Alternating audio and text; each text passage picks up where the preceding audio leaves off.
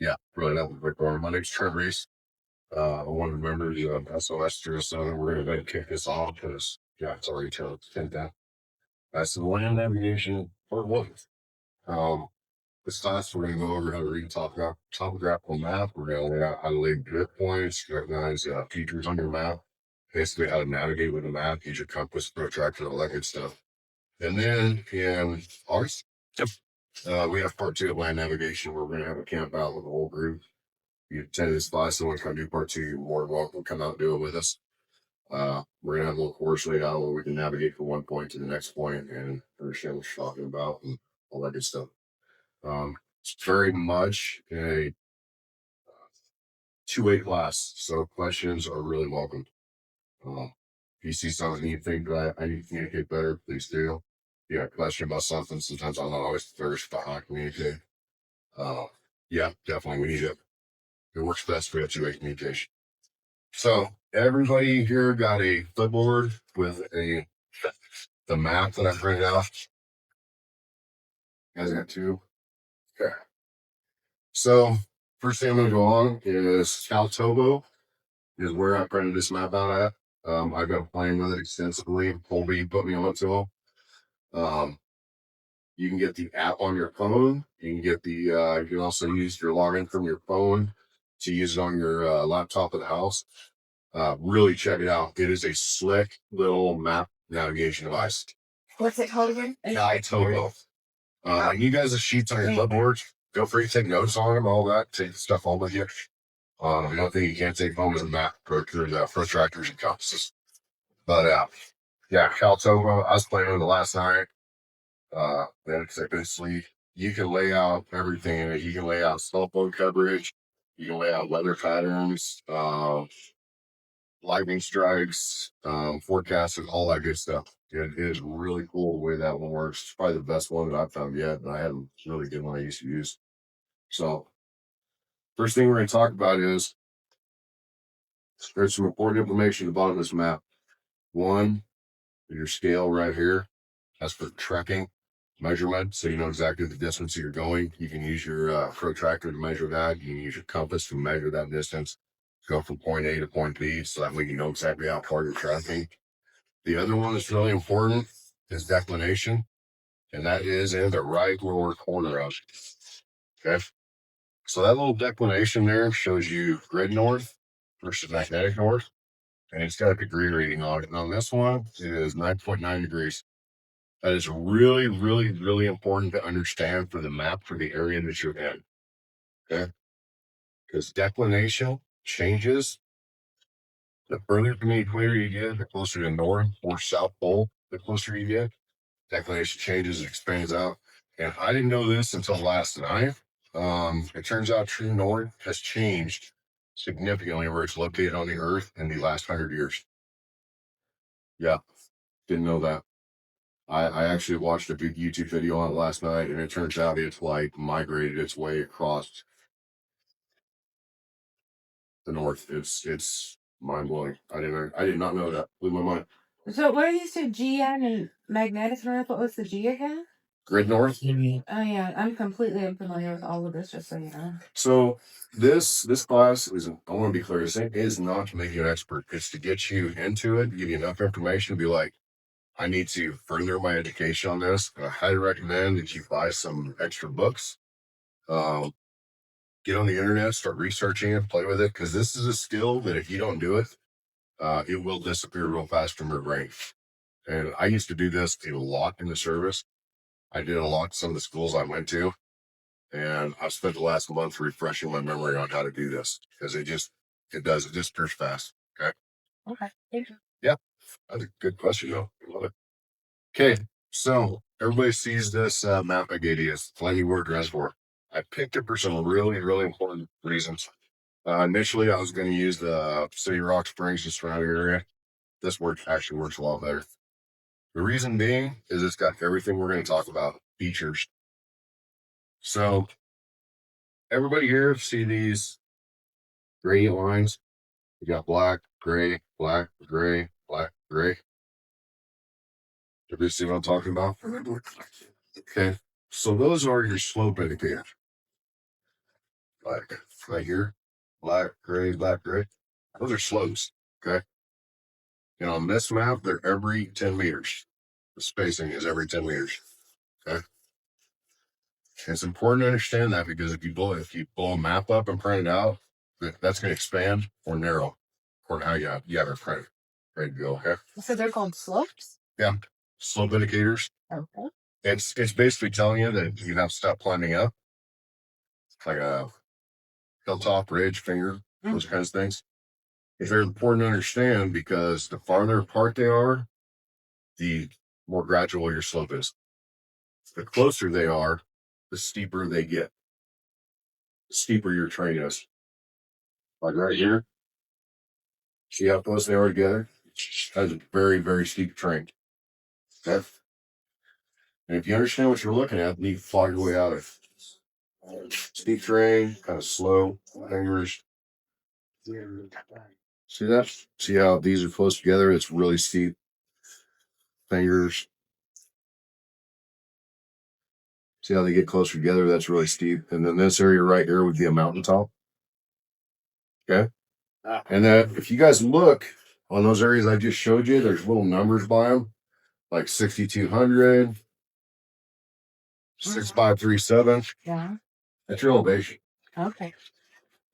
So you can look at the bottom here on this one, and it says 6,200 feet. But you go up to the top and it says 6,337. Means you got 137-foot climb straight up. Okay. It's important to understand that because when you're laying out your land nav, contrary to the movies and contrary to all that other good stuff out there, land nav is not in a straight line. You don't just shoot an azimuth and take off. Well, I suppose you could. I mean, if you're really crazy. But like in this course, like I laid out a practice one here this morning when I first got here. I'm not going to go straight across this area because right here, I would be crossing a finger waterway, climbing a mountain here. Same thing over here. I'd be crossing down, paralleling a mountain. And then over here, I'd be coming back across the finger into a waterway. That's stuff that I would want to avoid when I'm laying out my navigation. So I would go from point A, I would probably kick out to the tip of this finger and then parallel down through this valley and then work my way up this slope. So I would lay my navigation out. So it's more jigsaw. It's just not a straight shot. Okay. So everybody understand that? What I'm saying? Okay. Other features you want to track on here is like right here. Over here, we have a road, 2-trail. We have other roads in here that are not true 2 tracks, but they're on the map. Why do we want to understand what those are on the map when we're looking? Landmarks? Landmarks, 100%. What else? Easier travel. Easier travel, 100%. Yep. None of us are young anymore. And if we're looking to get ourselves out of the backcountry, we want to travel as easy as possible. What else? Road. Means if you can find that road and navigate your way to it, you have a much higher chance of being self-rescue, getting yourself out of trouble. Okay? And the roads are the ones on the truck marks here? Yep. Like this right here. Yep. Okay. And then these right here. And that's the thing I like about Caltobo. You can go into Caltobo and put in railroad tracks. You can put in the 2 trails. You can put in hiking trails. The only thing you have to be careful about is, and I did it yesterday, you can actually overload your map to the point where you have so much information you can't pick out what you're actually looking at. It's just flooded into it. So I set one up and I kind of did a test print with my daughter's color printer last night where I did one that was cell phone coverage. And then a second one with all the trails and everything on it. And then I could overlay them. And I can see where it turns out we all know it. We have bad cell phone coverage. Turns out it's a lot worse than I thought. You can actually, doing that on a computer, you can actually play with the transparency. You can stack layers. So if you have a second layer on there that you want to have on there, you can change the transparency on there so that it's barely visible and you can still see it over top of your other stuff. 100%. No, I lay out all of my maps using military grid system. Another thing to add, I guess, we're talking about these road indicators, but on some of your maps will be legends that will define what that road is. The dotted lines will be dirt road or whatever, railroad tracks. It'll be identified in the legend on your maps. Yeah, you're right. 100%.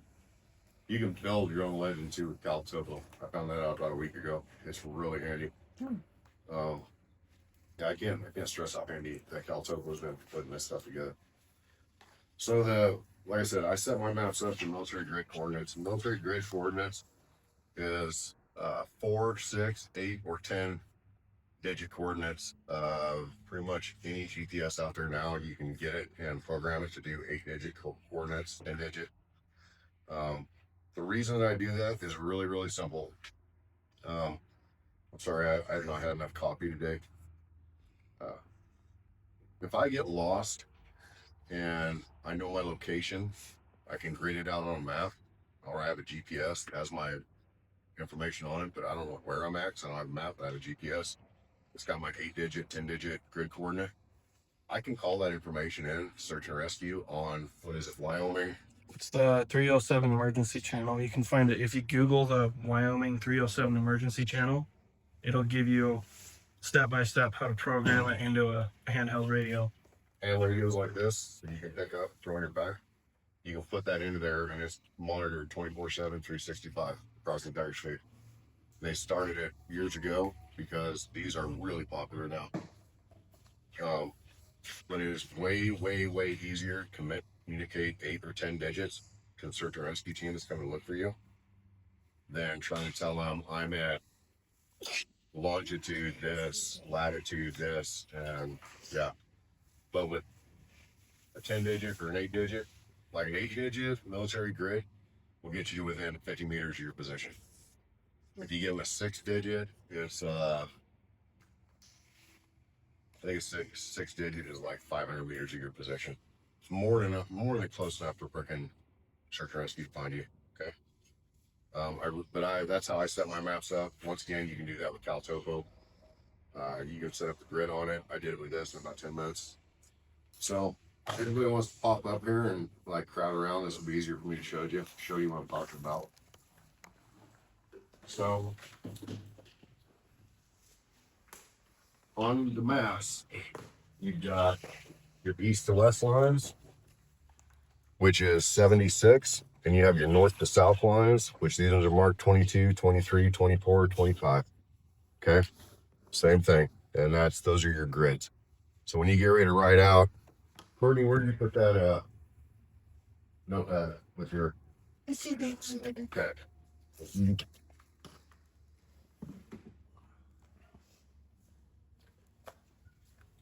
So like right here is a really good example where I laid out an 8 grid coordinates on 3 different plots. I plotted my directions, I laid my azimuths, all that good stuff. When you're laying out 8 grids, remember your north to south is going to be your first 4 digits, and your east west is going to be your second set of digits. So 2, 3, 5, 5. So 2, 3 would be down here. 2, 3, and then 7, 2 would be right here. This would be your starting point. Okay. Okay. What's the 5, 5, and the 5? You said east west is the second set. Yeah. North south is always going to be your first set of numbers. East west will always be your second set of numbers. So the next set of numbers that we do there are how you fine tune it. So this is where using a protractor, you really need to rehash and practice this. Remember, when you lay your protractor into it, you're always going to go east and up, or excuse me, right and up. I got east in my head for some reason. What I mean by that is your starting point 0, because our first number is 23 and 72. So we're going to go 23, 72. Your 0 point will be right here, and you're going to go right and then read up your mark. Okay, so you want to keep your east-west lines parallel to each other, stacked perfectly on top of each other. It's really, really important. And then move it over to 7-2. Was that 5-0, I believe?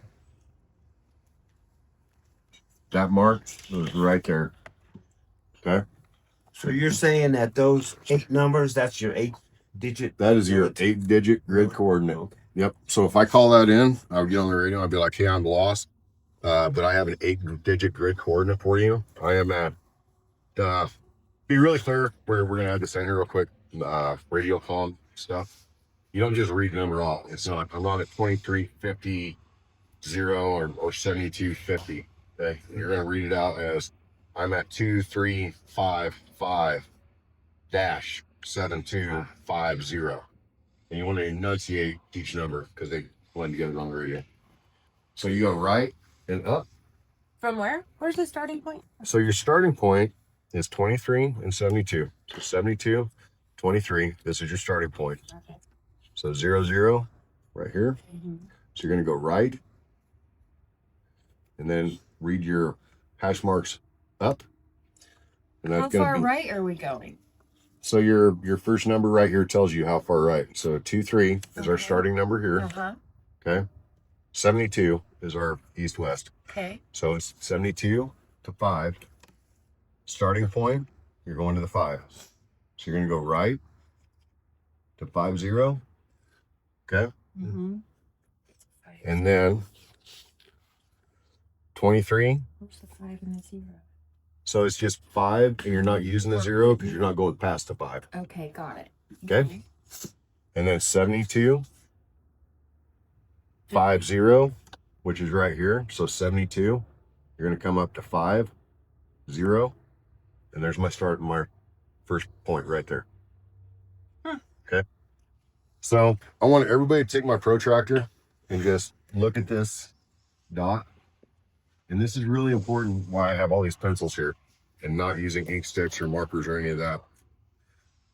That dot covers up 3 hash marks on my protractor. Okay. That's a lot of distance. So use a pencil so you can make fine marks. More importantly, they're easy to erase. Okay. So everybody,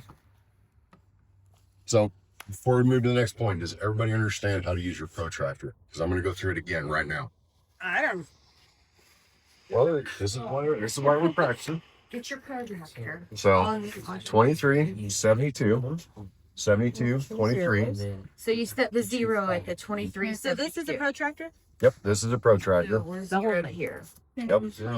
So 72, 23 is your intersection point.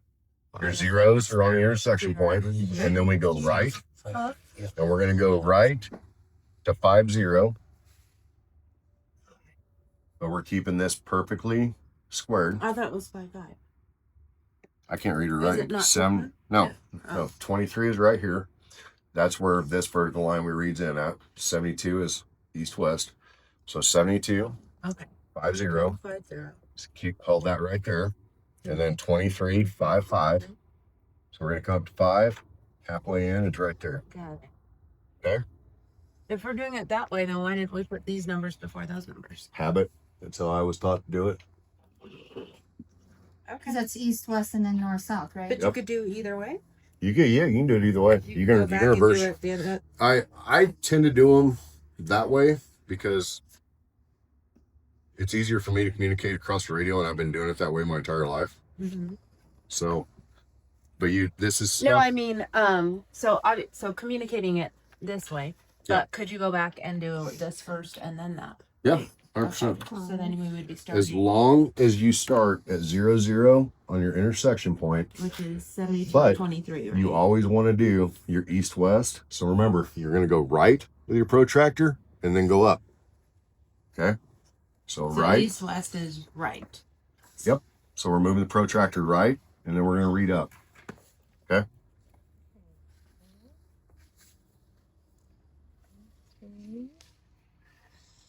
So east west is right, and north south is up and down. Up and down. Yep.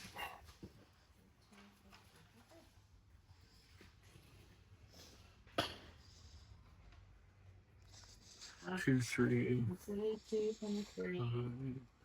72, 50, Two, 0. It would be the other one. 0. What do you mean? This is your north, south. This is your east, west. 2. I got it wrong. So 23. To the right. Oh, or east and west. It's here? Yeah. And this is north and south. So it is. Yeah, north, south, east, west. And north, you have to go up 55, right? No. Oh, well, I thought north, south is the first. Is the first set of numbers north, south, or east, west? The first set of numbers is You're 2355. 2355. So that's going to be your north south. 23 is going to be your north south line. Okay. And then your 72 number is going to be your east west. Okay, so these numbers. So, like this then, right? And then up Yep. to 5.5. What is the 5? Oh, right here? Okay. Yep. Remember, you want to keep that line square with the east west line. They're pretty close to a road. Yeah, 100%. Like literally almost by a road. Literally. So the way to use this, So this set of numbers right here is your starting point, point A. right? Second set of numbers is going to be your second travel point. Like you made 0, 0, this one and this one, right? No, when I say 0, 0, That's where you put the 0, 0 on the 0, 0 on a protractor was that your starting point right here. Yeah. So it goes there. So that way you're not guessing where you're starting at. You're starting at 0, 0, and then we come right. But what I meant is you're combining the first two numbers you're combining this one and this one for your starting point. The 23 and The 0, 0, the 23 and the 72. And then the second set is where Where you're moving. Yep. Second set is where you're moving to. Okay. So that's your intersection point right here. 72, 23, 72, move here. And then we're going to move the protractor right. And then we're going to read up to get our final. Yeah, right there's 5. And then read up, we get our starting point. Okay. Okay, so does everybody understand how to roughly do it? Your first one. Okay, so there's a second set of numbers right here. 2460, 7472. I would like everybody to plot out that second set.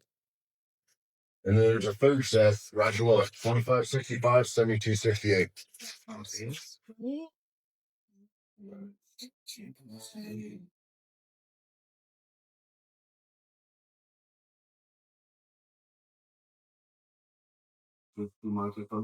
Our phone is here.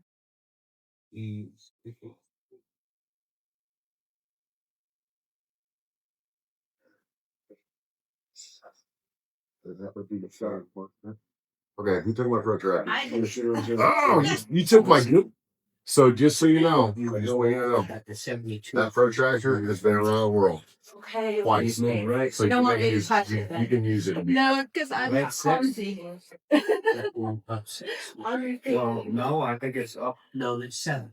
No, 7 2. So you go to the big 7, and we'll go over 2 small to 4, and that's 72. And we got up 6. See, the protractor's upside down. Yes, it is. Yeah, it is. Your protractor is upside down. There you go, brother. Hey, make sure your protractors aren't upside down.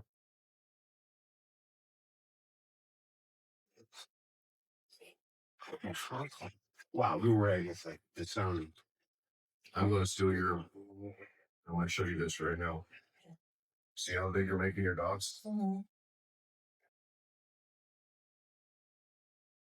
So you should end up with something like. See what I'm saying?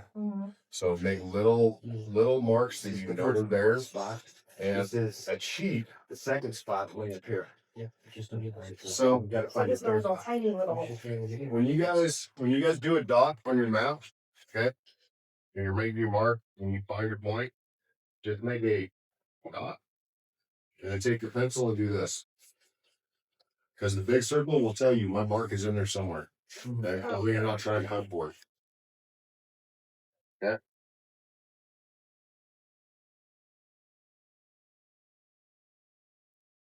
Are you good, Anita? I was waiting for somebody. This must be hard. It's taking people a minute.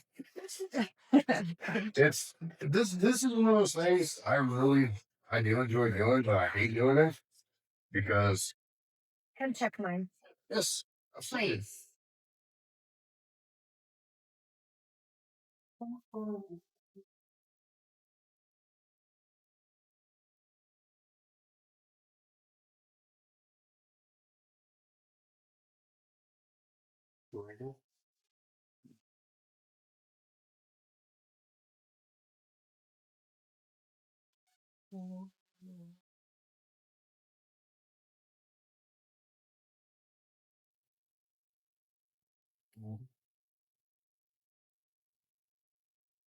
Hey, Colby. Yes. Okay, so can you help me? Oh, I'm sorry. Oh, you're good. Here, Is these. this your mark right here? Yeah. Okay, so 74, 72 would 74 to 7, and you need 2, so you're off by Oh. a lot. Click on the other 2, and then Oh, so when we go over 7, then we go over 2 more? yep, Okay. Okay. yep. So it's 7 and 2 little hash marks. Okay. Just gonna make the 64. Here. You're supposed to remember where your footwork for a second. So Dawn Bell looked over here and she plotted her last point, and she sees a road over here. Mm-hmm. So that would be good information to communicate search and rescue. That I'm at this point, if there's a road right there, I'm going to head east, directly east at that road. And if you plot where that is with your protractor, you can tell them I will be at this grid coordinate waiting for you. Okay. Bless you. I cannot see for shit. Yeah, sure. 25 and 4. So there's the one, second one, third one. Did I get paid? Second one. Okay. And circle it.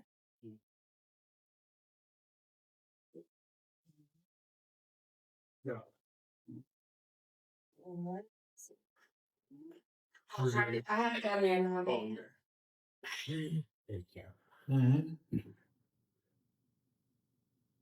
Oh, money, dude. Good job. And then it's 25, 72, 72, 68.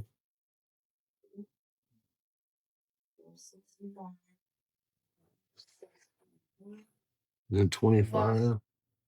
Oh, yeah. Well done, man. Good job. Yes, Okay, so this one 72, 68.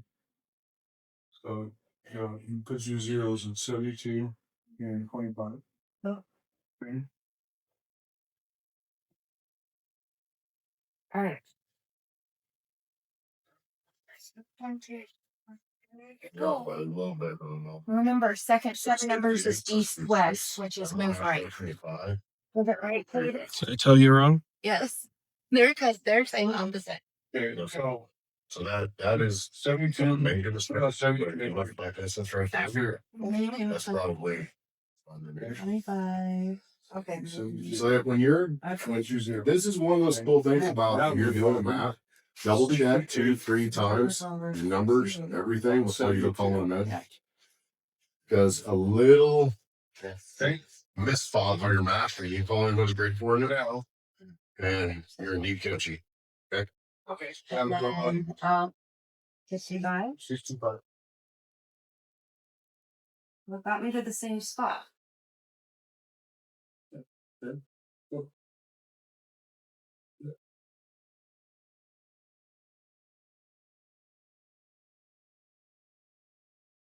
Is that weird or what? No. Oh yeah, I see my line is off. Yep.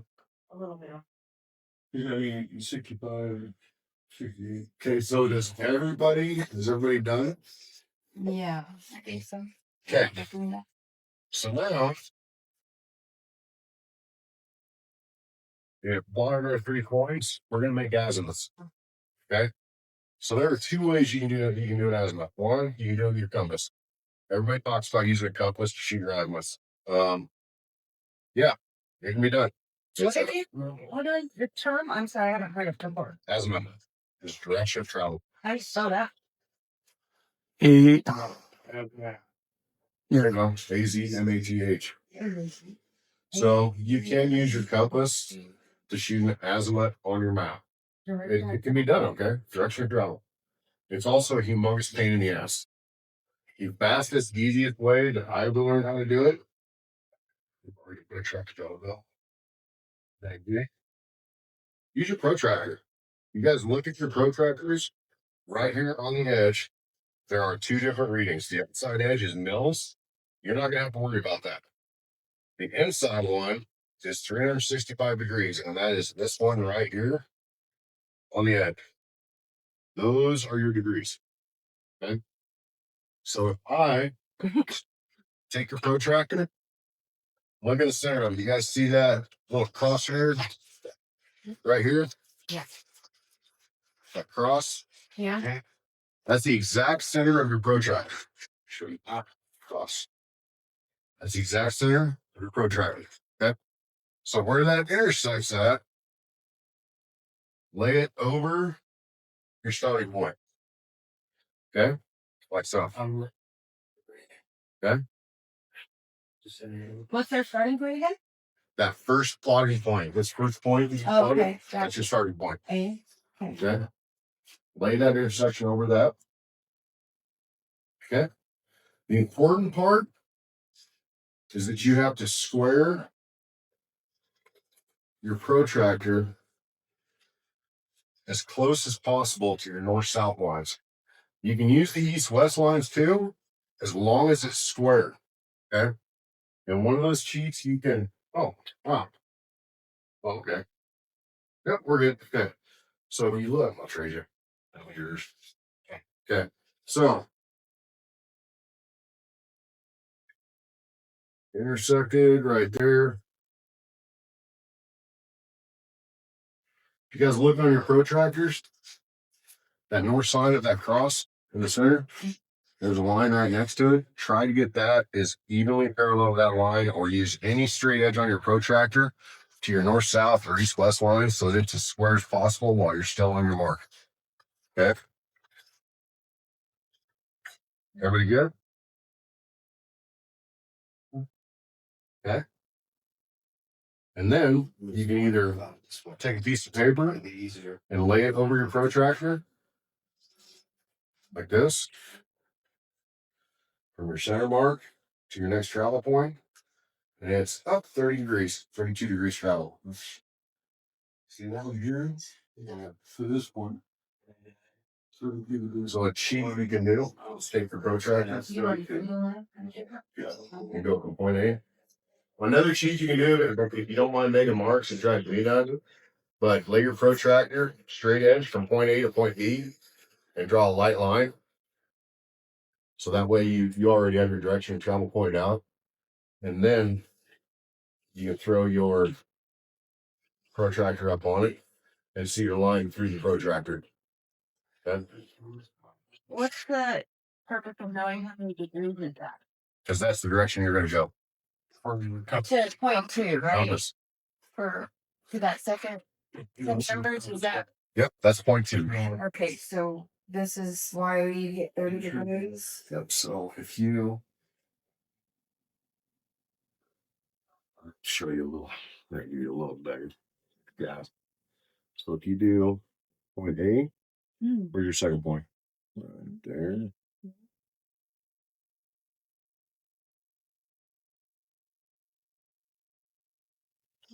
White line. So There's your then, direction travel. right. Now you put that back on there and square it up. And you can see your direction of travel. Perfect. Okay. Okay, awesome. Thank you. Yep. You got that shit right? Yeah.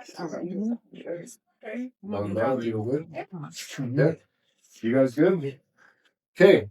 So what I always do is on my map, I'll write down along my first direction of travel. I'll write 30 degrees. And I'll put a little arrow because when you start getting tired and hungry, this will remind you where I'm going. Okay. So now you know how to use your protractor. Go ahead and plot out from point 2 to point 3. And then from point 3 back to home base.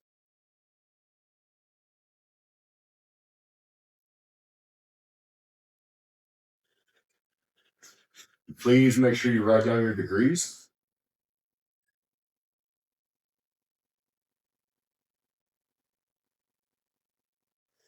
Are you upside down? No, I'm not. So this is the point where yes, we're going from that. Oh wait, no. Make sure you go to your protractor facing north on the map. Like this? Yep. Oh. And put your crosshair over your dot. When I'm trying to get the degrees. Mm-hmm. So we would, the first thing is to travel this way, and then we're traveling from 2 to 3. But I'm wrong because this is a magnetic north. This is that. How you doing, Anita? So it was like 360 degrees. Over there somewhere. I actually started out. You said about 30. Well, mine is only like 24. Is that right? That's fine. That's actually that shows the You're gonna be- deviation of a little bit of protractor. Okay, so you're good. Right, and I'm good. No, because we're up there. Okay. Where are you at? How do I? I'm on the dot here. So you should have you plotted from point 1 to point 2, right? That's 30 degrees. Yeah. Okay, so did you plot from point 2 to point 3? No, that's what I'm saying. Okay, so you need to go. Oh, Remember, starting point is where your crosshair are at. that's right. Yep. Okay. Then I go here. So then Yeah, so if you want to stay true north again, 150 3 degrees. degrees. Yep. Okay. 153. true north. This is not everyone. Because that's how you measure this. And then you go Well, True north. from that here mean that are these two Yeah, things? so this is your back that direction. true north. Right. True north and all the call bigger. Is that what you're calling true north? Yeah. Sounds like 268 degrees. So whatever you do at this point, you're going to do the same at that point and the same at this point. Repetition is really, really important when it comes to navigation. That compass and protractor. I got my 28. You good at that? That's how big we make our dots. Yeah. Okay.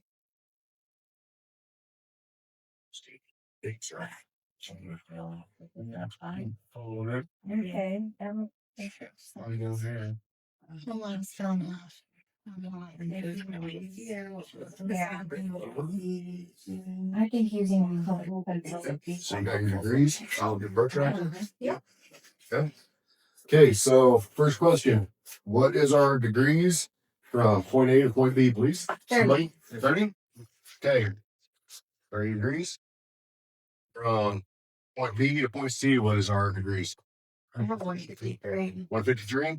What are we doing? 153? 155. 155? 155. Anita, what do you have? I have 156. Okay.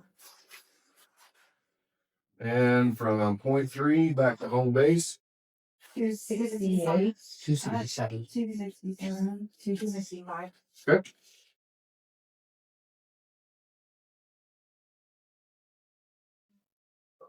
Okay. So now we have plotted our points. We have an azimuth reading, so we know where we're going. We know how to navigate that. And the only thing that we have left to do is figure out how long it's going to take to get there. Okay. And that's where everybody got their little compass. Yep. So these are Boy Scout compasses. They're not bad. Yeah. We buy what we can get from the classes, and it does not want to open. But on the side of your compasses, you guys all see these little grids. Okay. One is an inch, one is millimeters. Okay. Remember how I told you guys this scale at the bottom is really important? Yeah. So this scale is a distance. Okay. So if you take your compass, lay it up, as long as you're doing, if it's kilometers, you want to use the millimeter side. If it's miles, you want to use the inches side. Go from point A to point B.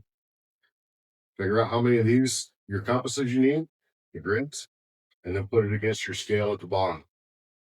And the scale at the bottom, like the bottom one that is in miles, it goes all the way to 1.5 miles. So that may not cover your full line. So it's just like a tape measure. You know, you got to take 6 inches, take another 6 inches, take another 6 inches. Okay, so keep track of it. And that's going to tell you exactly how far your distance is from point A to point B. Do they need to worry about the declination using the protractor, or is it just when you use the compass? Declination doesn't come into a protractor. That's why I like using a protractor. because the protractor is true north, grid north, exactly like the map. Okay. If you use a compass to figure out your direction bearings, then you have to worry about adding or taking away declination. And that's that little reading in the bottom right corner. So when you get right into your compass, you shoot your azimuth to navigate. That's where you have to keep that in mind. Thank you. What did you say about millimeters versus inches? So if you're going to use on the bottom side there, you have one grid that is kilometers. I always use kilometers for a really, really, really good reason to me. Okay. I can do a pace count with kilometers. Okay. If I use kilometers, I can pace count it. And when I say pace count, that's where you go to your house, you lay out exactly, okay, 100 meters. And then you're going to pace it.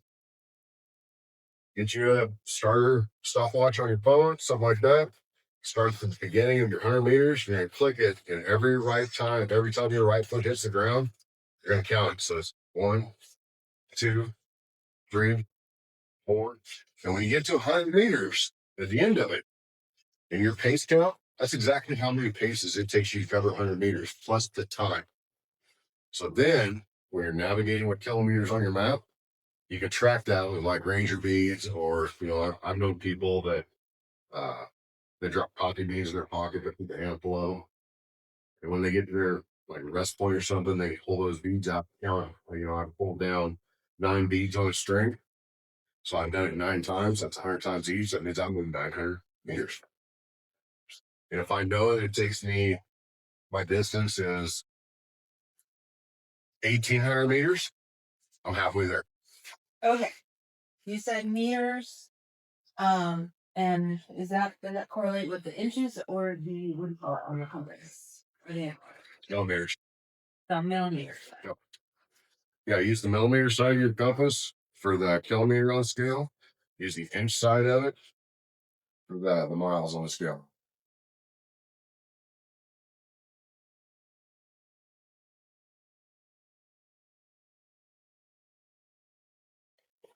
Getting it sorted out? Yeah. Okay. Don Boy, getting it sorted out? Yeah, somewhat. These just half a mile. So we've got 2 inches to here. Mm-hmm.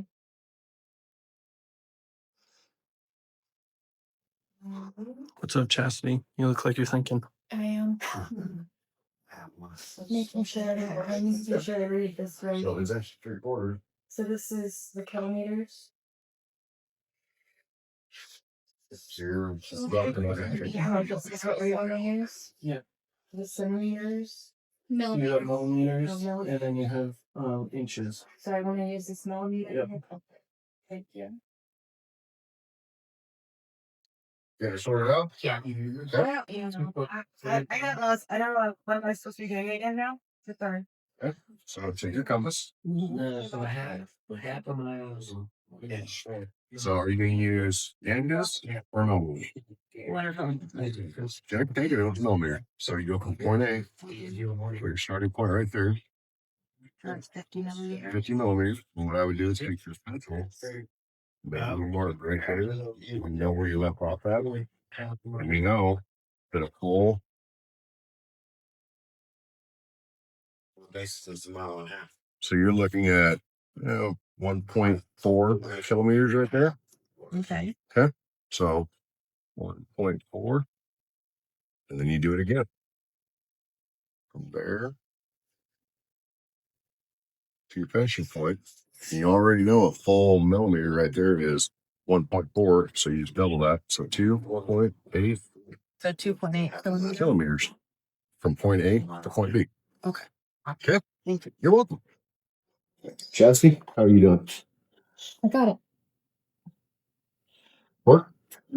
How you doing?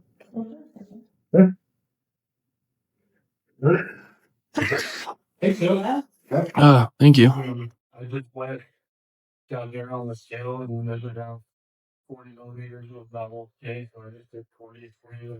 And 20 millimeters. Perfect. Oh, yeah. stand back. Always right. How about? I think I had how far. There. So I have. So here's 2 inches. Mm-hmm. That's 4,066. And then to there was another 2,033. Mhm. And then that was like a mile and a half. So I can tell you that's not a mile and a half. Okay, so So that would be 1 inch on our scale. That'd be half mile. See? Yep. okay. Okay. Everybody done. Everybody understood it. I just need to make sure we're good to move forward. Yeah, okay. Okay. So we have the laid out grid coordinates. We have direction of travel. We got our azimuths, right? We know how long it's going to take us to get from point A to point B because we've done a base count, or we at least know the distance. We know how far we're going to be traveling. Okay. It's really, really important information to have because you don't want to go over your next point if you walk through it. You know, it's not like there's going to be a flag there. There might be a flag when we do our course. It's not like there's going to be flags in the wilderness looking for it. You need to know where you're going and how long it's going to take to get there. Now, while we're on that point, if you guys all looked at that map when I plotted that out, point 2 or point 3, I'm gonna let you guys figure it out. If you look at the top graphical map, I explain some of the terrain features to you. Point A, point B, point 3, you guys plotted out. Looking at your terrain features, which one of those would be the best place to communicate with search and rescue or another group? Point A, point B, or point C? See, C? Okay, that's fine. because it's closer to a road with less terrain. Yep, that's a good point. I'll accept that. What about point A? Why wouldn't point A work? It's close to a road too. It's really down the road. It's close to a road. In all directions. Exactly. You're down close to water, nothing but hills in all directions. And if you're carrying something like this, it will get blocked by terrain. Okay. Cell phones really get blocked by terrain. Okay. What about point B? Anybody think point B would be a good one? Yeah, it's closer to a road than point C because it's literally just down the hill. You'll get a better reception and you'll be able to see other people around you and other terrain features. Ding, ding, ding. QP doll from the second shelf. Well done. What else? Why did I specifically pick that point? There's a really good reason why I picked that point on our terrain feature. And I had you guys plot. Look at the entire map. So we have river. Well, we have part of Flaming Gorge Lake. We're sticking out here on the point. We have a road next to us. What kind of visibility do we have looking around? What all can we see from this point? Everything. You can see everything from that point. You have made yourself 100% visible, not only to the terrain surrounding you, but you've made yourself visible to all the people who play the work. So if you do get lost and you have a map, these are things you should look at. Where can I be most visible at? Where can I be found at? Where can I? Okay. And the reason I say that is, people that get lost in the woods and die are the people that panic. Okay. It's the people that don't have a game plan. They just run around with chickens with their heads cut off. Recently, in California, in the National Forest, a woman got lost on a day trek. Okay. She had a miniature survival pack with her. Not nothing like what Colby brought in today. It was a very basic survival kit. She was there 40 days. Wow. In fact, they were in recovery operations looking for her body. And a search and rescue helicopter happened to fly over a ridge and caught a glimpse of a flash of light. And it was because she had basically polished up a piece of her walking stick, spent the time, and used that to signal for help. She was there 40 days. Whoa. She lost, I think they said she lost 40% of her body weight. muscle mass. I mean, she was in really bad shape, but she survived. And her entire game plan was, I'm in deep shit. I need to make a plan. And she made a solid plan. And she survived. Did she survive healthy? No. No, last time I checked, she was still in the intensive care unit. But she survived. And it was 100% due to her mindset. Okay? It's very, very important game planning stuff. So we've gotten to a high point. We've got good visibility. Started radio. We have a preset 462-6125. And we call the radio. When we call the radio, what are we going to ask for? Help me. No, we're going to give grid coordinate, right? Exactly where we're at. Right? What else information are we going to give across the radio in search and rescue? Any injuries, vitals. What else? Number of people, if you're in a group. Number of people in a group. Yep. Landmarks? Landmarks. Yep. That's very important stuff. What else? Description of yourself. Description of yourself and what you are wearing. Okay. It's all very good, important information you give to them. Okay. So does everybody feel comfortable with what they have applied? Feel good about it? Outstanding. Here's another map that I did. It has 4 points on it. Circle and draw around them. I don't know the grids. I drew this up, and you each come up. I don't care, one at a time. Crowd up on it. Measure it out. Work together. Work as single. Work as pairs. Doesn't matter to me. But there are 4 points on here. The starting point is going to be the very bottom one, and then you're going to go clockwise. So plot out all 4 of these points. Here are a brand new correct map. Plot out all 4 of your points. When you think you got it done, not only plot out your points, I'd like you to plot out your azimuths. Everything that we just learned, do it together. Yep, brand new maps. Grab one. There you go. Listen, man. This is hey. So much better. Eyes. Oh, wow, they did great. Did you still did yes? Oh, I feel so sure about life right now. Trust me, I was like, when I looked at it, I'm like, oh, I gotta go get my dog. Yeah. Okay, does everybody have a fresh map? Yes. Outstanding.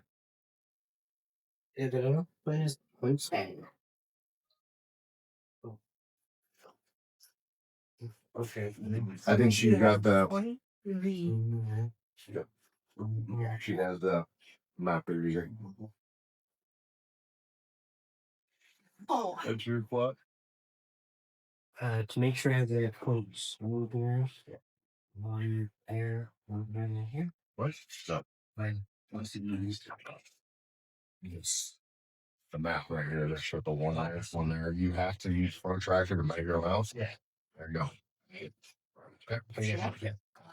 Yeah, that been in a while, but I'll tell you what, let me see yours. You got a fresh map? the bottom isn't it amazing? We're gonna go one for you. Yeah, Here, I feel like that was kind of how similar to here, people that here, yeah, here. it really needed it at that Pop those 4 right points. away. And they had to take down a bit down and over it down, right? Good, thank you. Yeah, I Over love here. it that way. Here, So, here. and I now we the cameras on them.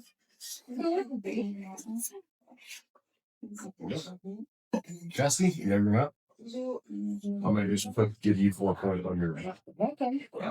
Thank you. What glasses should be Hey, guy falling into your lap. That's not good. That's right. What are you doing? Yeah. There you go. Is there any particular one the starting point? Starting point here. So what you did Right. over there, put your thing on. Okay, sir. You got Yeah, I just eyeballed on the map roughly where those 4 were. So I can give you coordinates if you want. that's nice.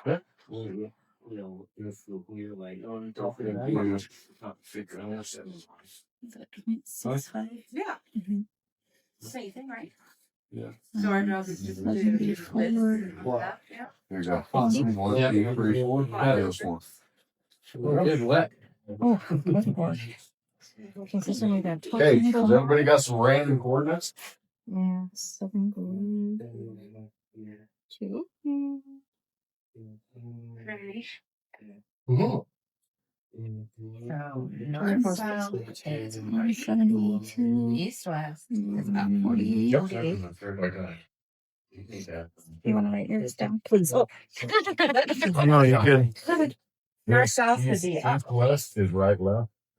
Yeah. Yep. Well, okay, because I've erased this twice now. That's I'm clearly confused. Yep. So 7, the big numbers on this side is going to be east west, which is right. You're going to be moving right, and then the 24 number is going to be left. No.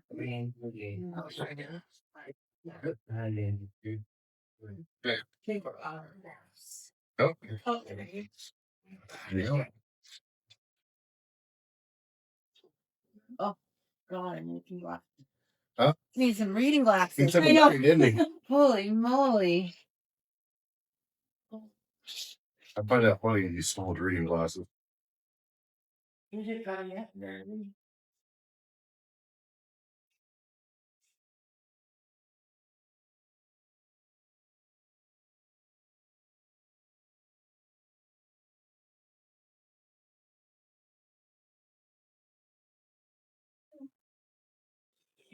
Okay.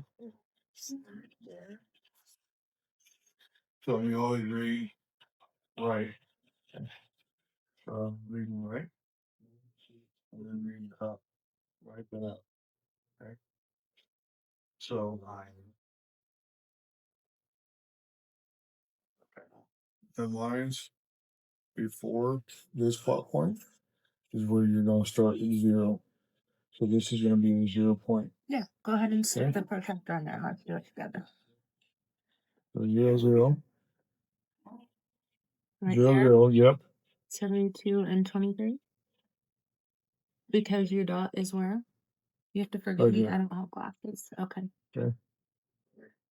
So then you move it over. So you're line at that. Okay. 72 and 23 was your out, right? Yep. So So then you read over. That'll be 72, 35.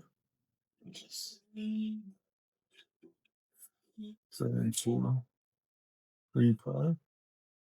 Then up. So you're 23, 5, 5. Go to the range. Yeah, you don't need to go in. Just go in there. Okay. If it's on the other side of that. Makes sense. mm-hmm. If you're happy with that, you're Okay. then where And then text 25. same thing here. Well, in this grid here. So this. So we name SA and name this B. Yep. You know, Amy. No. Oh, and Like, when you move it right, you can put your air and then just where's get up. B? There's only 3 spots, not 4 4. spots. There's only 3. 1, 2, 3, 4. Oh, It's like 65. So this is the grid. 25, 65. This is your start point. 0. Move it over. wait, where's that start one?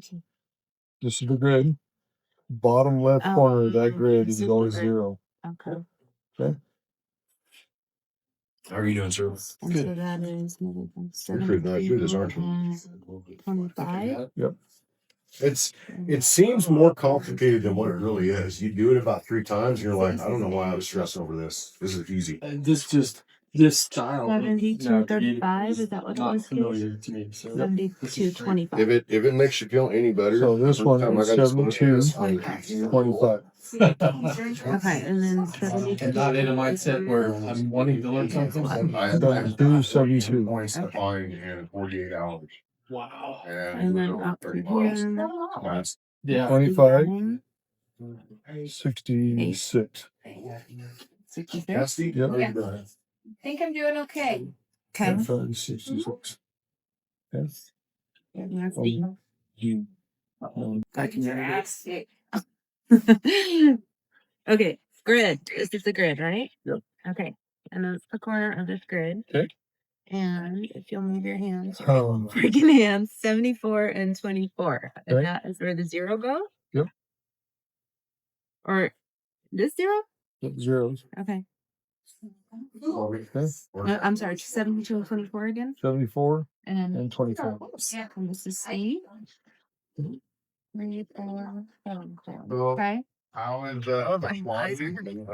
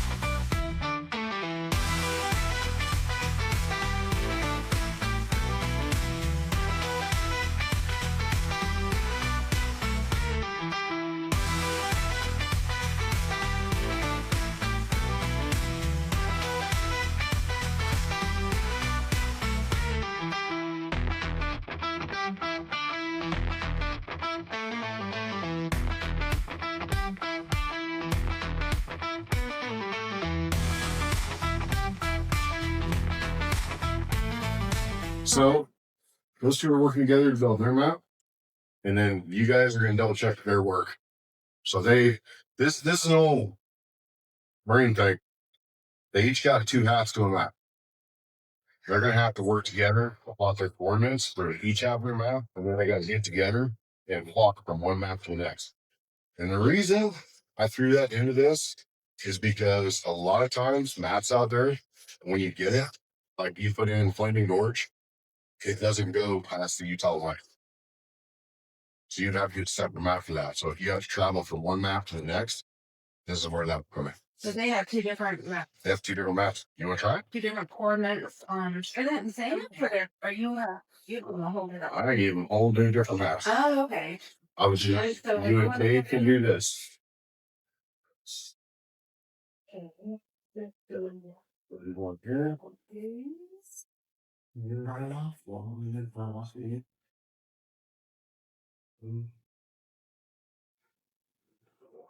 Okay.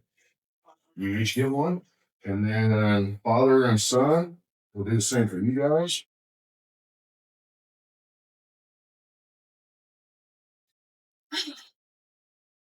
We got more. Yeah. Yes.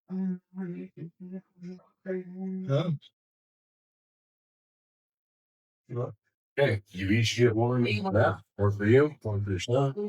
So those maps have to work together. So you'll each log your points, and then you have to put them together and jump from like this one is 1, 2, and you got 3 and 4. Those you'll have to work together too. I'm gonna tie you up with 20.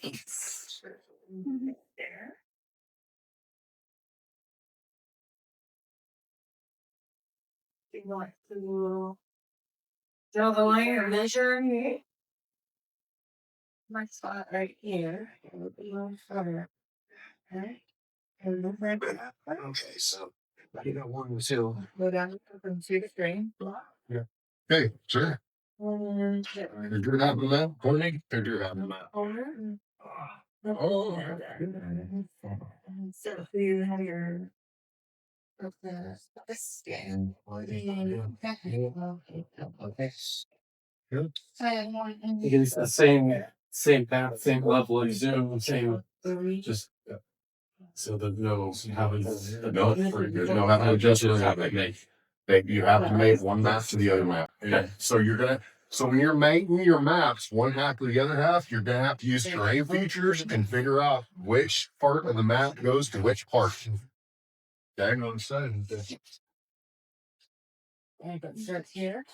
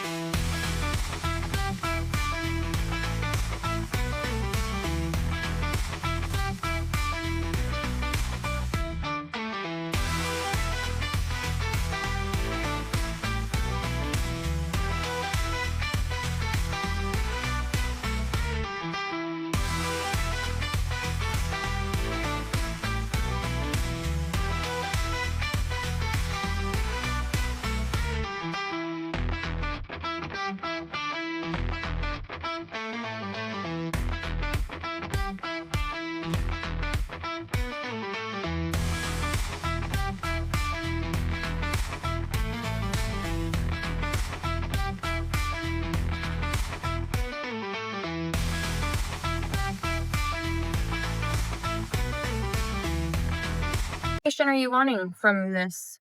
Okay, so what have we gone through in order so far? We've learned our grid coordinates. Yep. We've learned how to do our azimuths. So we have our coordinates and we have our miles. So We want degrees. So you need your 8-digit, you need the azimuth, direction of travel you're taking, Okay. and the distance from point A to point B to point C to point D. Okay. Okay. Direction of travel. So that would be the degrees. Yep. Okay.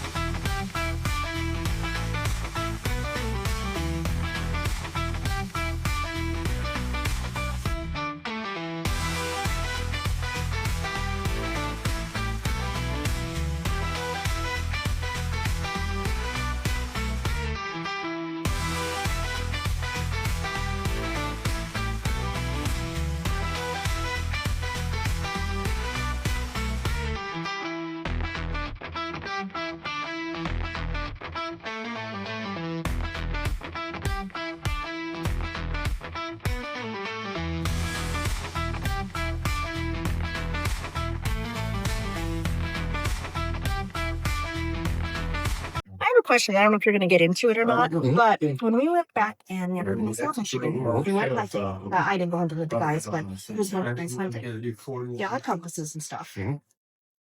One of the guys called back to base camp on his walkie-talkie and said, "Guys, I'm lost. I can't find north because of all the iron ore and copper and stuff in the ground." His compass was thin. What do you do in that? Oh, that's called Kubar. Okay, so you're basically you need to. That's all. Okay. So a cheat on that is, in fact, he and I were talking about it the other day. If you take a stick, stick it into the ground, and for your sun direction, because you know the sun rises in the east, that's in the west, right? Yep. So you sit there and make a mark at the end of your shadow, stick cast, sit there for an hour and watch it, and an hour moves.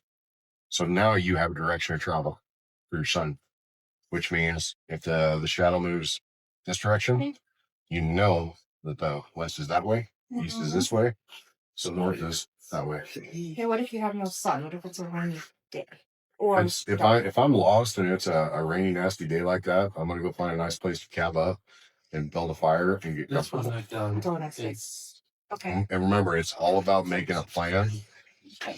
So Not wandering around. Not wandering around. So it's survival priorities. It's how do I survive the next 15 minutes? Then how do I survive the next 2 hours? And then how do I survive the next day?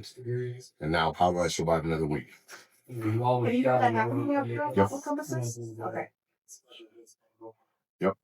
So basically you sit there with the stick in the sun.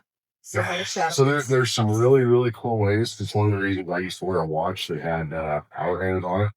Because if you hold your watch up and you point the hour hand at the sun and time it, it'll give you a better direction of travel. But so the thing is when like, and it's like you may not notice, but I'm not carrying my gun today. The reason I'm not carrying my gun is because if I'm running a magnet down here on the table, my gun will throw that magnet off. So when you get ready to play with your compass, like we're getting ready to do here in a minute, man, you take everything out of your pockets. If you're hunting, you take your gear off, set it away.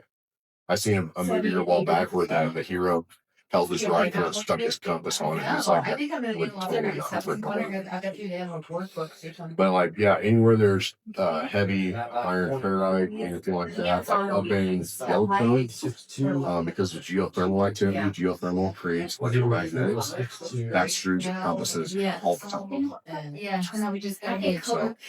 And luckily they were able to kind of figure out where he was. He wound up coming back. I was like, I'm gonna ask that question and see how much that happens out there. Out here, not nearly as much, but that's where before you head into somewhere, you do your research on it. Yeah, that's how a lot of the old mountain men, they would die because you go into country that nobody had explored before, and then suddenly they were like, I'm going to geothermal explorer. I'm going into a grizzly bear country, and fortunately, that was how I had to find out about it.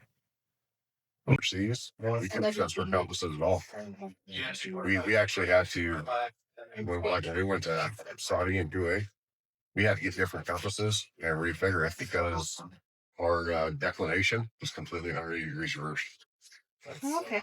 So yeah, where you go at, like the closer you get to the North Pole, the narrower your declination gets, but it's the same declination. Does that make sense? So what I mean by that is, we're looking at maps. Maps are two-dimensional. Okay, you have grid squares, like so, Across the map. on the map. Okay, but if you look at the spherical map of planet Earth, our grid squares do this. It's literally right at the dot. Mm-hmm. And then they straighten up, and then they start curving. And you got your as a prime meridian, your equator, and then they do this.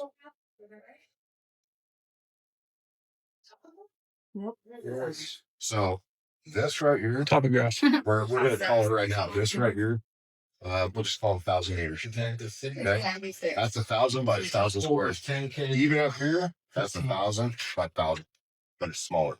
But it's still 1,000 by 1,000. Okay. So yeah, when you and that's one of the big reasons. Like bush pilots in Alaska, they're required to pass. Here's a navigation test that is put on by the U.S. Coast Guard. It's from everything I've heard, it is the toughest navigation test on the planet. And to be a bush pilot, you have to pass it on 95%. Page. You have to be able to do all this. You want them on the map? The topographical part, this, like we were just hiking up in the winds last weekend.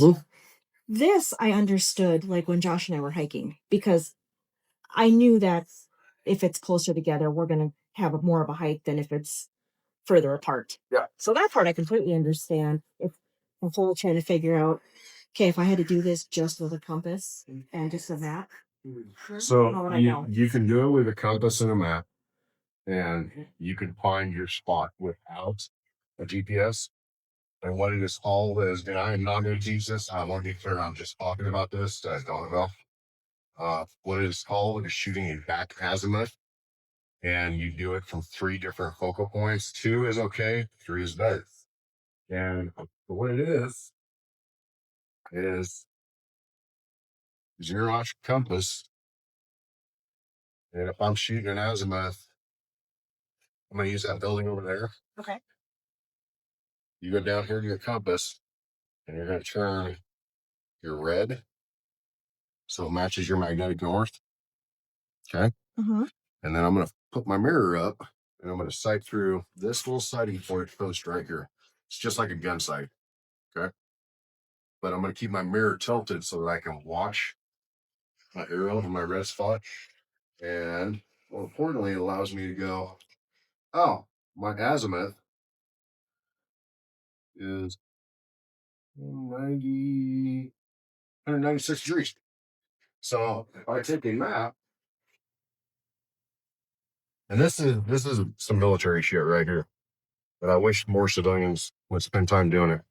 So if I orient my map to north here, like this,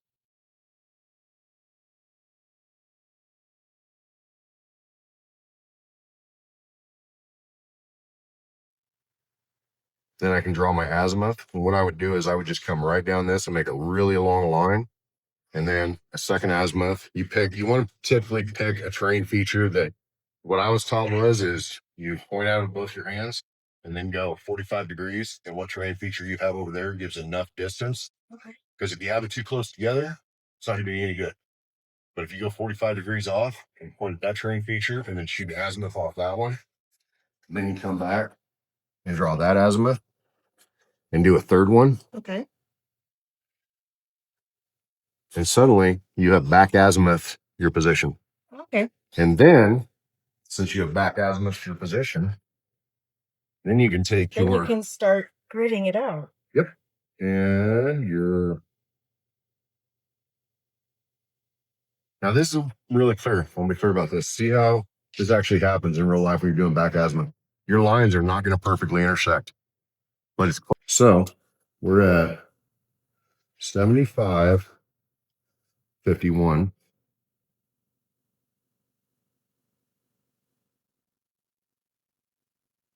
And then we're at 24.55. Oh, okay. And now I have 8 grid coordinates. Call in and go. The booze was too good. I'm lost. Okay. So shooting back azimuth is how you can find your own position without the GPS. Perfect. So yeah, because like when I was in the service, we had GPSs. They were this big, and they were mounted on armored vehicles, and they didn't work. It was crap. So everything we did was with paper, compass, protractor, and we just back azimuth everything. But see, that's a really, really good skill to have. Is not just a back azimuth, but it's something that when I was on search and rescue down in Nebraska, we used to do it. It's how you locate a person for a terrain or something that you're calling in. If you have two people with a means of communication, like ham radio, and you're on two opposite hilltops, and you're both like, hey, you see that down there? It looks like a forest fire. Yeah, I see that. Cool. I'm going to shoot an azimuth to it. Shoot an azimuth, write that down, call your buddy on the radio, go, what do you got for an azimuth? Oh, I got this azimuth. Cool. Write that down, cross them out, and suddenly you have a point where it intersects. You can grid that out and call into the Forest Service and go, hey, we have a plume of fire, plume of smoke, at such and such great coordinates. You don't have to run down there and try to get roasted or, it's funny. And in fact, that, I can't remember that guy's name. I spent like 2 years hiding from the marshals down in Kentucky up in the Blue Ridge Mountains. And he actually got popped by two deer hunters. They were up there tree stands and they seen their dad creeping through it. And they literally shot azimuths with compasses and called in the U.S. Marshals. And they're like, hey, if you think we see that guy you're looking for, he's at this great coordinate. And they literally landed in, flew in, and walked up while he was curled up sleeping. And that was how they found it. They're putting themselves in a lot of danger. Okay, so is everybody done their hair and mask? Mine and his. Okay. So pick another pair and swap masks, and you guys are going to check out each other's readings, grids, and all that. Because not only do I want you guys to plot your grids, plot your azimuths, but I want you to go back and be able to read somebody else's stuff. Because a lot of times, Forest Service used to do it, they're starting to do it again, from what I understand.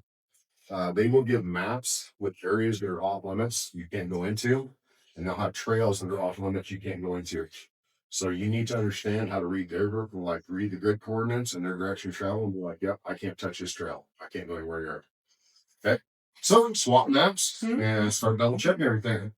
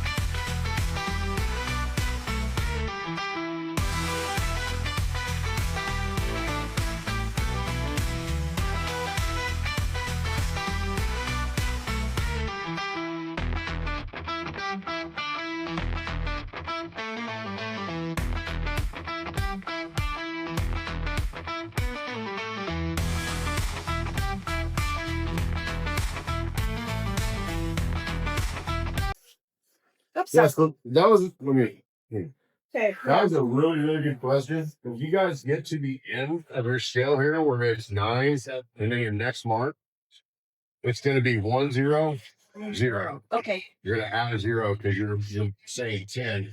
So let's see. Okay. Did you come up with the same here?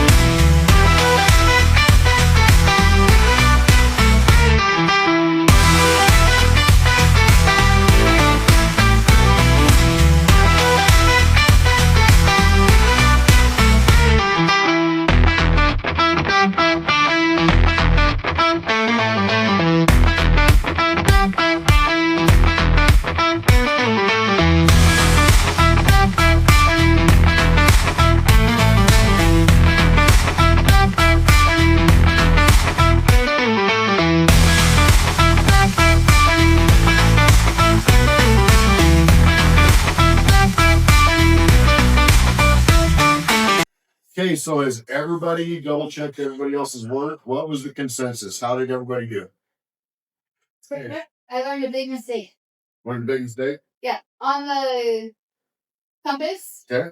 the millimeters, I was counting that as 2.5 instead of the 1.25 that it is. That will make some, yes. That will give you great errors. How about everybody else? How did everybody else do? Good. Good? Yeah, the whole 100 thing, but Yep. That's a nasty one. Yep, and I learned I have to make sure that when I put the protractor down, I've got it on the wrong line instead of the actual little, and so that messed up one of the hours. Detail is everything when you are plotting your coordinates and your everything, weighing your angles and detail. Okay? And the reason I say that is if you're plotting this out to, say you're going to go on a hiking trip, you're going to practice this. If you get your stuff off by 3 degrees at a quarter of a mile isn't nothing. 3 degrees at 5 miles is a half mile off where you're going. Okay. So what I really recommend you do is, like these city maps, print them out, plot some plots around town that you can walk to easily, so that you don't go out in the desert and get lost like the hunter did a couple of years ago. Because they're pretty sure the thing that's what he did is he thought he did terrain and he didn't. Okay, so the last thing we're gonna do. So what all have we covered so far today? Let's get some answers. What's the first thing that we covered today? Terrain features, right? We covered terrain features. What else? grid coordinate. Grid coordinates. How many grid coordinates did we go into? 8 grid, right? And 8 grid will take you down to what distance from you? 50 feet. About 10 meters. Yep. 8 grid coordinates. And what did you find out about when you got into Cal Topo? How far can the grid coordinates go? All the way to 16, right? 16 grid. So why would it be good to know that your Cal Topo can do a 16 grid coordinate? Because we're looking at this from self-rescue. We're lost in the woods, or we need to communicate information. What's important in search and rescue? Information. Lots and lots of information. So the more grids you can go, more numbers, faster they find you. Okay, what else do we Could be a do? lot saying. Landmarks. Landmarks. What else? Description. Oh, Description. Azimuth. What? And just be clear, what is azimuth? degrees. Direction of travel and degrees. Right. Direction of travel. You need jump from one point and to another point and shoot your azimuth, so that you stay in the pattern they're going to follow. What's the best way to do it? Do we go from A to C to B to D? No, we go from A to B to C to D. So we keep a consistent direction of travel. What else?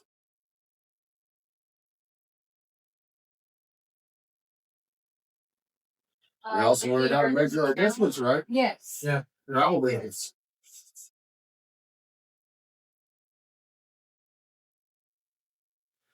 Okay.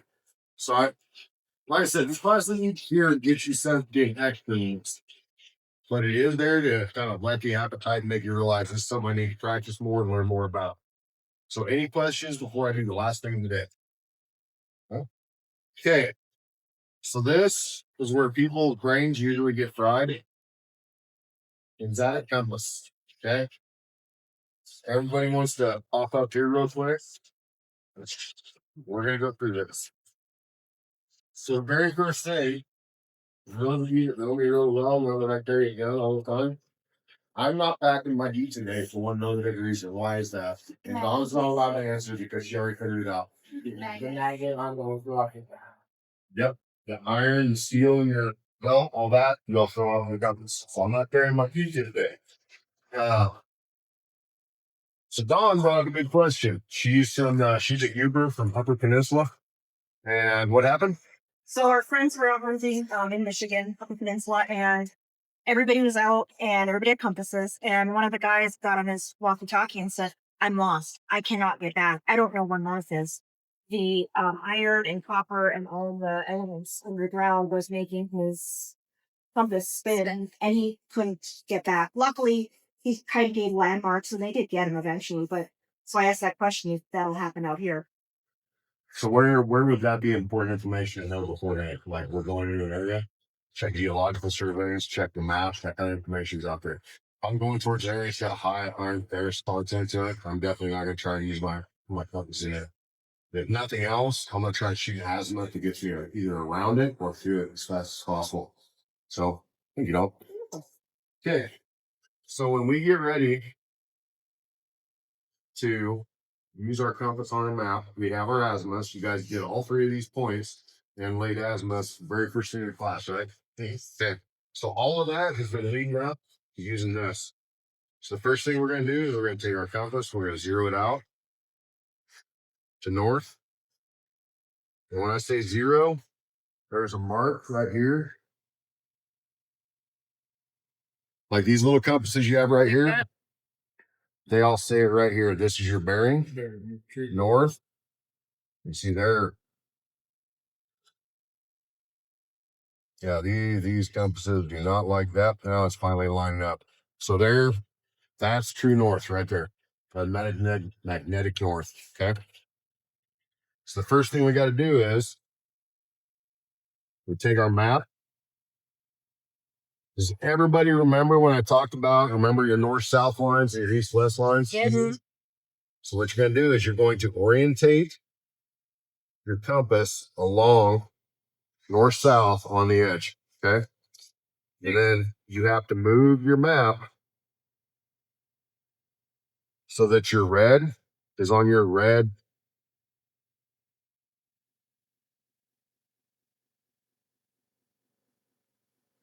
So it's lined up. Now my arrow is pointed true north, right? And I'm lined up with my map, right? Mm-hmm. Okay. So we're going to keep that in mind.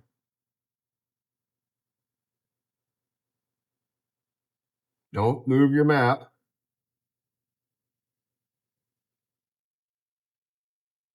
Move your arrow back to magnetic true north. And then look at your mark down to your bezel. And that is 34 degrees, which I could be more precise.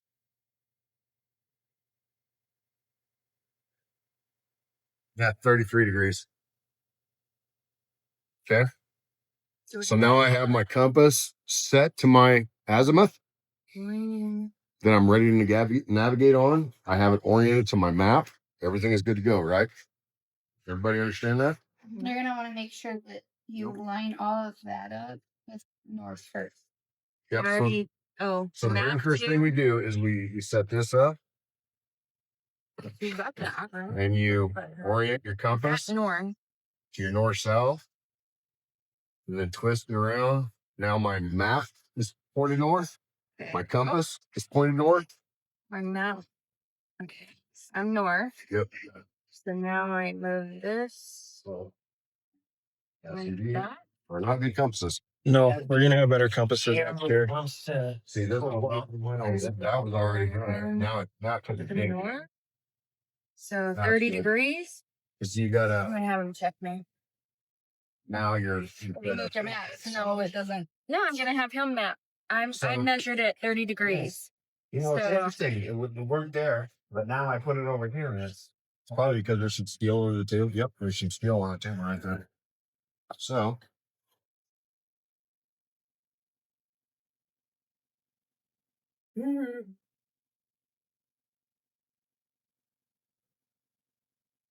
yeah, 30 degrees. Good job. Okay.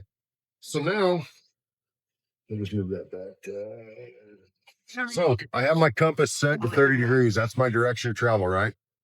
So how would I use my compass to pick where I'm going? Who here shoots guns? America. Same thing. On this one, you're gonna flip this up. Where's your compass at? I'm just gonna keep going 30 degrees, right? Lensatic like this.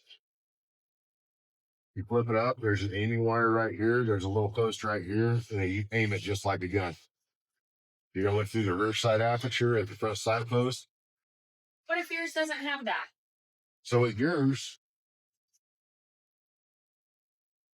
30 degrees, you're literally gonna have to go and tilt just a little bit and eyeball it Okay. because you have no way to aim it. So like this one, the Sunco, you guys, and I'm gonna let every one of you take a look at this, okay? So with this one, I can look in my direction. I can get my little red arrow into my notch, like so. Yep, that's lined up true north. I'm still on 30 degrees, and I can look through this notch. And what I'm looking for is a terrain feature at 30 degrees. But I can fold my compass up, put it in my pocket, and be like, that great big chimney over there is what I'm headed for. And we already know the distance. We figured out the distance already. Okay, We already, That makes sense. that makes sense now. that is how we do that. So now, if you can't see where you're headed to, it's 2.5 miles away, but we have our azimuth. We just shot it with our compass. What are we going to do? Realign. You're going to pick something along your line of travel, move it. My rule of thumb is about every 1,000 meters. That's something I aim for is about 500 to 1,000 meters. I travel to that and I reshoot an azimuth and I keep leapfrogging my way forward, keeping track of my steps till I get to my next point. Okay. It's easy. Look at the shit out of it. What? Ew. You can go home and feed. Listen, I bought 3 different compasses. So here's my question, because again, this is No, you're fine. okay. So I'm gonna go the 33 northeast, right? And I know I have to go 3.5 miles. Mhm. Now, how do I know without having 30 what am I gonna have on me to know that I have gone? Like I'm half mile, a mile. So remember when I told you I prefer kilometers over miles on maps? Okay. It's really good built to track miles, 5 foot. Okay. Okay. Kilometers, it's easy because 1,000 meters is kilometers. Okay. And 300 meters is times 10 is 1,000. Remember that thing I told you about base counting? Yep. That's your base count with 100. And then you track it by pulling a down string or something like that. That's how you track the distance to travel. If you look up ranger beads on You Amazon, can make them. or you can make them. My makeup. Okay, perfect. Thank you. All right. Yep. Well, you show me how to work this one. Just like this. This is your rear sight right here. Ooh, you even got the little peep so you can see your degrees. So you're set to 30 degrees right there. So this is going to be your north marker. Okay. Okay. This is your 30 degrees. And all you're going to do 30 degrees. is you're going to look up. Line this up. Yep. I'm at 30 Stick this degrees. down. Right. You know, look through this little sight right here. That's going to tell you you're on 30 degrees. Ooh, there's 30 degrees. My line of travel. I mean, whatever you. And then you look through your peep. Okay. Crosshair. Peep. Pick a point. That's what you're walking to. So big boulder or something. You go, okay, I've reached that boulder. So all you're gonna do is you're gonna look, keep this level. You're gonna look up, and when that red arrow is in the red crevice, that's true north. You already spent 30 degrees. No, it's fine now. Get the level. Look at the mirror. Yeah. And press it back and forth so that red head is there. And now, you look through the sight right here and pick something over there that you're walking towards. Okay, that makes sense. Okay. That's going to be your first. Okay. Yep. Here you go. Oh, Please. Oh, yeah, I know that